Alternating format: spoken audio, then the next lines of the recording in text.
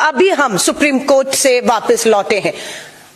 ये बहुत बड़ी बात है कि आज सुप्रीम कोर्ट के फैसले ने हाई कोर्ट के फैसले पर रोक लगा दी और ये साफ कर दिया कि भाजपा का पूर्व विधायक कुलदीप सिंह सेंगर, जो नाबालिग बेटी के बलात्कार का हत्या के उनके परिवार के लोगों की हत्या का दोषी था, उसे अब बाहर नहीं आने दिया जाएगा, वो जेल में रहेगा। ये बिल्कुल पीड़िता के परिवार की और उसके साथ खड़े हुए हर एक आवाज की ये जीत है और ये जोरदार तमाचा उन लोगों के मुंह पर है जिन्होंने हाई कोर्ट में इस लड़ाई को कमजोरी से लड़ा।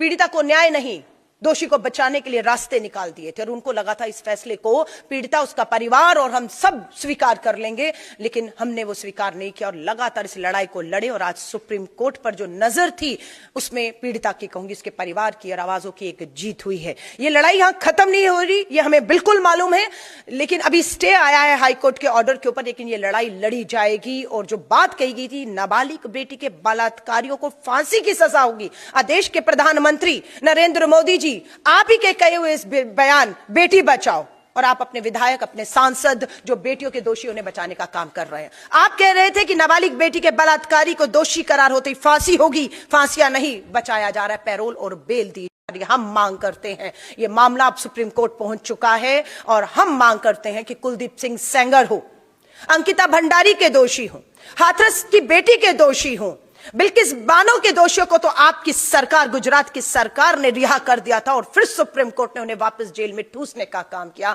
बेनकाब हुई है आप और आपकी सरकार। प्रधानमंत्री जी, ये हमारी जीत है, पीड़िता की जीत है, हर आवाज की जीत है। उस लड़ाई को हम पूरी तरह से लड़ेंगे। अभी अंकिता भंडारी के माँ बाप से भी हम संपर्क में हैं, उनकी भी नजर हाईकोर्ट के इस फैसले पर थी। उन्नाव की पीड़िता के परिवार की नजर थी। दिल्ली कैंटोनमेंट बोर्ड में 8 साल की दलित नाबालिग बेटी की बलात्कार की हत्या किया, उसके परिवार की नजर थी और सबकी नजरें थी। और आज मैं फिर कहूंगी, न्याय की जीत हुई, लेकिन न्याय का हक मिलने तक ये लड़ाई जारी रहेगी।